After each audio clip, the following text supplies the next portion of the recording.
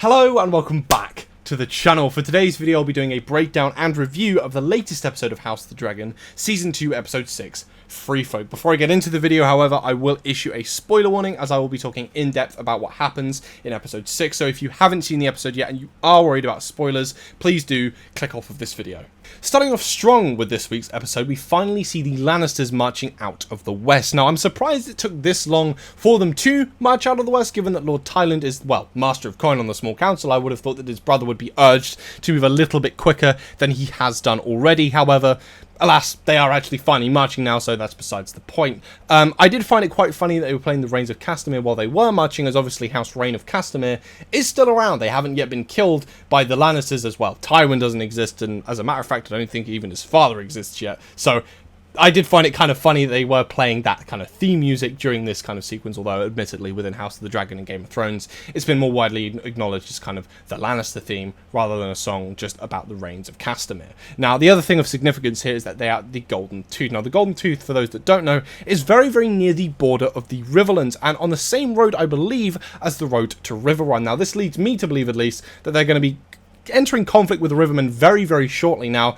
based on how the preview episode 7 looks, Daemon does finally marshal the Riverlords to his side. So I think we can expect some conflict to break out probably around episode 8, if not early in season 3. I'm kind of conflicted whether or not we will see it this season, given how the pacing has been so far. I think it's a pretty likely bet that it's either episode 8 or episode 1 or 2 of season 3.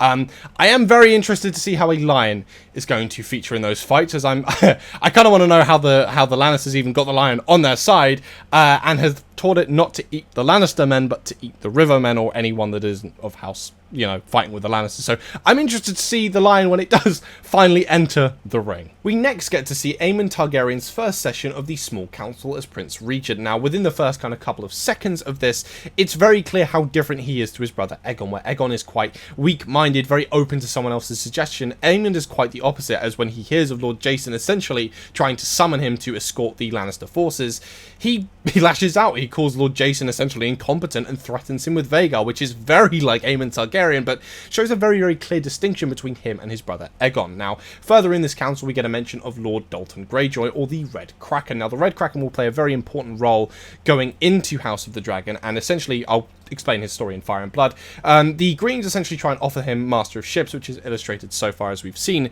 in House of the Dragon. However, this won't really come to any fruition. The Greens also are only doing this to try and get him to attack Lord Corlys Velaryon's fleet.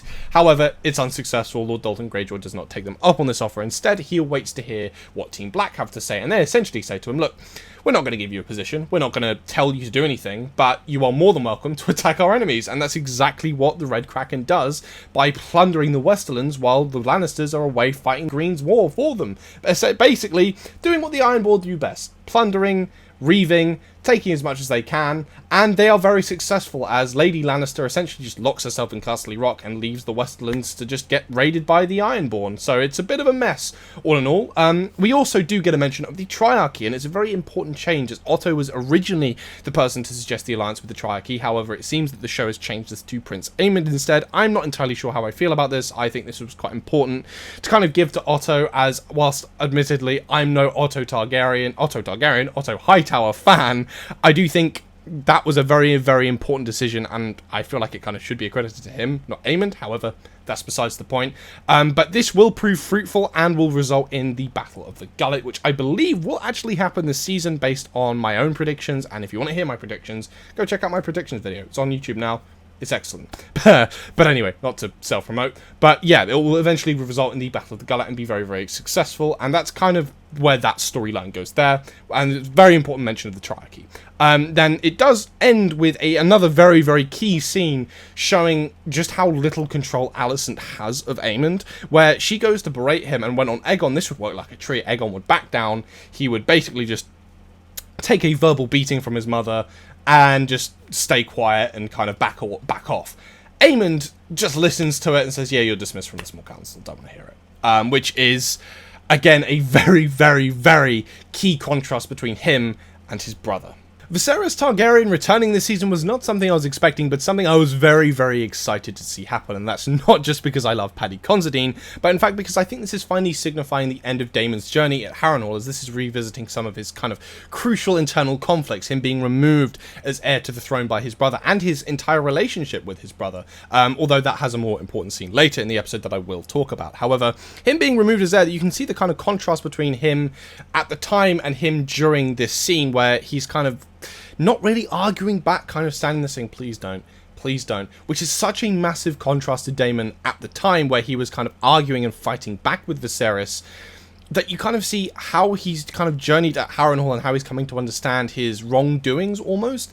But yeah, I think this is really signifying that he is slowly coming towards the end of his journey at Harrenhal. Now, when he awakes from this vision, I think it's incredibly funny that he goes and blames Sir Simon Strong for all of these visions. He's saying, you know, you're poisoning me, you're haunting me, you're causing these issues, you're in bed with the Hightowers, when he's been talking to Addis Rivers the entire time about, and she's talking to him about weirwoods and curses and magic and mystical things, and she gave him a weird cup, and when he finished, the thing he last remembered drinking it, he wakes up in the middle of a council between him and Lord Blackwood, without any kind of knowledge of how he got there, and he thinks, yes, Sir Simon Strong is responsible for this. I just found that utterly hilarious.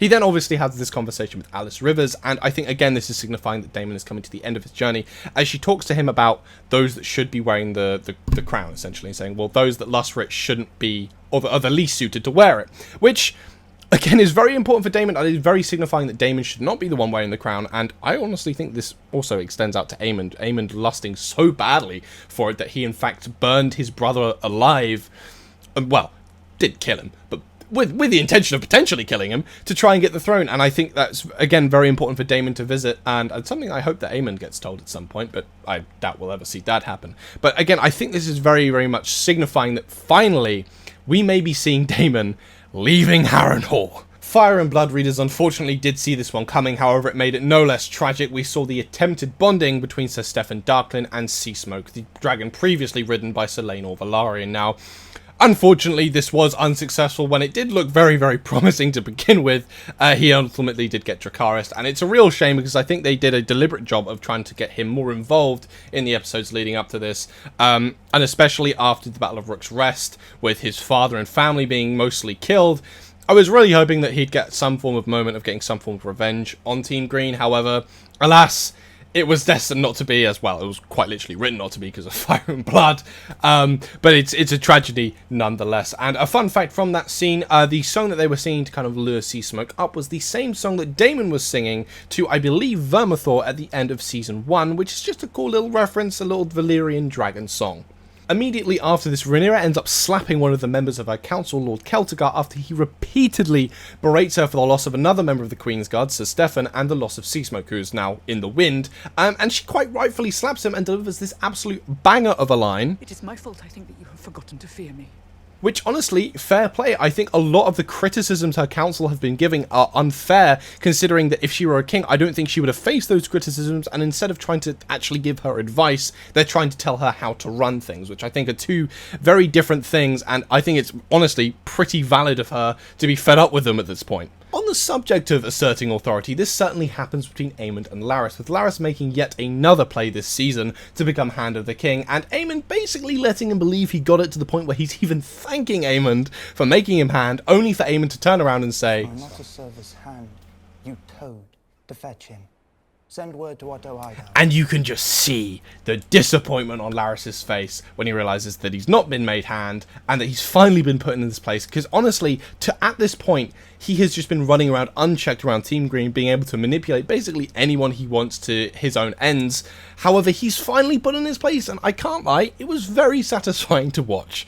Meanwhile, in the Vale, we get a dragon-sized bombshell, as it appears there is a large dragon present in the Vale, and if the foreshadowing is anything to go off, that dragon is in fact Sheepstealer. Now, if this is Sheepstealer, this leads to suggest that Rhaenyra will end up bonding with her, and if Rhaenyra bonds with Sheepstealer, then Nettles has essentially been removed from the story. Now, Nettles was a character from Fire and Blood who did bond with Sheepstealer and was one of the dragon seeds. Now, if Nettles is no longer one of the dragon seeds and it's in fact Rhaenyra Targaryen instead, This will result in some changes. Now, I think Nettles being removed is probably one of the more foreseeable things that we could see happening, as I think Nettles being removed wouldn't have a devastating effect on this story from Fire and Blood. However, it will result in some changes, and I'm very, very curious to see how that is handled. We also get yet another mention of Daeron Targaryen, the youngest son of Alicent Hightower and Viserys Targaryen, and I think it's almost inevitable that we will see him at some point show up in the show. Now, it's very much a question of whether or not we'll see him this season or whether or not they'll leave it till the next one. I'm honestly in the camp of they'll probably leave it till the next season. They have mentioned that the Hightowers have finally marched out of Old Town. However, I don't see them introducing Daeron this kind of late into Season 2 rather than the introduction of Season 3. That would seem a little bit weird to me. Now, atop this other mention of Daeron Targaryen, we also have another comment about the kind of mystery of where is Otto Hightower. Now, I think they've deliberately drawn attention to this, with Alicent asking around, kind of, has anyone heard from him, asking her brother, asking, I believe, the Maester when consulting him about Aegon's health. Like, it's very clearly shown that Otto Hightower, we don't know where he is. Now, Gawain is very much of the mind that, well, he's Otto Hightower, he's resourceful, he'll sort himself out, but I feel like there's some form of sinister undertone here, and honestly, with the shot from the trailer, and again, this is kind of theory talk now, of Daemon seemingly to behead someone under a weirwood tree, could it be possible that the Riverlords may have captured him and deliver him to Daemon once they finally unify at Harrenhal? Or has something else befallen Otto Hightower? I just find it weird he has not reared his head again, and I honestly think it's kind of, it's foreshadowing something dark, I think, for Otto Hightower. Another thing I didn't expect to see this season was quite how useful Mysaria would prove herself to Rhaenyra, with the whole plan with the Smallfolk, in my opinion, being nothing short of genius. Now, the concept in itself, yes, it's simple. The Hightowers were basically sat in King's Landing, twiddling their thumbs, not really caring about the Smallfolk, just letting them starve, and Rhaenyra just kind of, you know, spreads a couple whispers around about them, you know, not doing anything to help, about there being feasts in the Red Keep, that, you know, the Smallfolk aren't getting, they're starving, their children are dying, and then running them up just enough, and then giving them what they want, unifying them against the Hightowers, and honestly, without the intervention of the Kingsguard, that could have ended up with Queen Helena or Queen Dowager Alicent being killed by the Smallfolk. I mean, they killed one of the Kingsguard, albeit the Kingsguard in question was rather incompetent. However, they could have very well killed two members of the royal family very easy, and it really does go to show how powerful the Smallfolk really are and how relevant they are to the Dance with the Dragons, because they're the ones that suffer, and they're the ones that are basically being ruled over by these two kind of feuding factions. And it's, I think, really important that this episode in particular has given emphasis to the power that they do hold within Westeros, as that is quite often overlooked. Larys Strong also gets a very unexpected kind of moment with Aegon, kind of talking about his past and his story, and this is something I was very, very interested to see, because we don't really know a great deal about Larys Strong, but honestly, his story in itself is heartbreaking, and I think it really connects to Aegon, as this is going to end up being his life, in the sense that he's now deformed, he's scarred, he won't be able to run or walk properly ever again. And I think, especially with Larys telling him this, I think it really makes it real to Aegon, as you can kind of see he can't move, but he's sobbing, he's kind of shaking, and it was a very, very powerful scene. Now, it also does have some foreshadowing as Aegon kind of asks for help, and it ends the scene on Larys kind of looking almost like he's going to say yes, and this does foreshadow some future events that do happen in Fire and Blood. Daemon then has his last vision for the episode, and in my opinion this is the most powerful vision he has yet, as it depicts Viserys grieving over the bodies of his wife and son. And this gives Daemon, I think, the chance to finally rectify this great error he made all those years ago, where he instead went out to mock Viserys, the heir for a day, and go out drinking. He instead stands with his brother and consoles him in his hour of grief and his hour of need, and holds him and apologizes and says, I'm here for you, I'm sorry. This, I think, is a really powerful moment for Daemon, and really shows the strength of his, well, not strength, but shows how much he cared, in fact, for Viserys. And it really shows why Alice has been doing what she's doing. Daemon is finally being confronted with his mistakes, and instead of kind of waving them off or batting them off, he's kind of admitting his wrongdoing and trying to improve. And I think that's what makes this his most powerful vision we've had so far. That's why I love it so much, is it finally gives Daemon the chance to kind of atone, and it's very powerful for him, and it shows him at his most vulnerable. And we see after this vision, he just starts crying, because he's finally had this chance to rectify this issue, and I don't think he sees it as an issue because he was no longer heir, although at the time that's maybe how he felt. But I think now it allows him to think that he did right by his brother to some extent, and that's why it moved him as much as it did. Now, directly after this scene, we also get some very, very important news that I won't glaze over, and that is that the Lord Paramount of the Riverlands, Lord Grover Tully, has now died, which is game-changing, as Oscar Tully obviously wanted to ally with Daemon but couldn't because of his father. He now has that option, and we now could potentially have the entirety of the Riverlands rally their banners for Rhaenyra, and that is a huge thing, and finally what Daemon set out to do could potentially be accomplished in the next episode. On a more upbeat note, we finally got Addam claiming Seasmoke, or more accurately, Seasmoke claiming Addam now.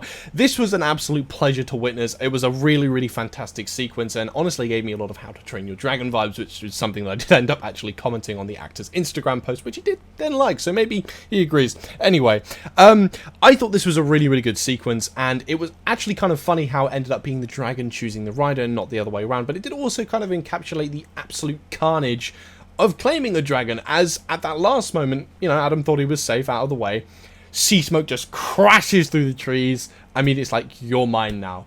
And that was fantastic. I mean, obviously we just have a fair bit of foreshadowing going into this, but I think the moment in itself of Seasmoke in fact choosing Addam was a really, really cool change and something that I really enjoyed. Rhaenyra and Mysaria being a ship in Season 2 is not something I had on my bingo card, but honestly something I'm kind of here for, and that scene, in my opinion, was done masterfully. Now, you have this moment where Mysaria is talking about her past and her kind of deeply traumatic events, and Rhaenyra goes over to try and give comfort to her, and Mysaria ends up giving comfort in return to Rhaenyra, and this is really kind of powerful, as this is the first time Rhaenyra's kind of felt any form of comfort since she miscarried her daughter, then her son died, then she fell out massively with her husband, then Eric and Arik died in front of her, then Rhaenys died, a very prominent figure in her life and a massive asset to her cause, then Sir Steffon Darklyn's just died, the constant berating of her council, I mean, not that it's a major part, but she's also had her issues with Jace, like, she's had all of these things just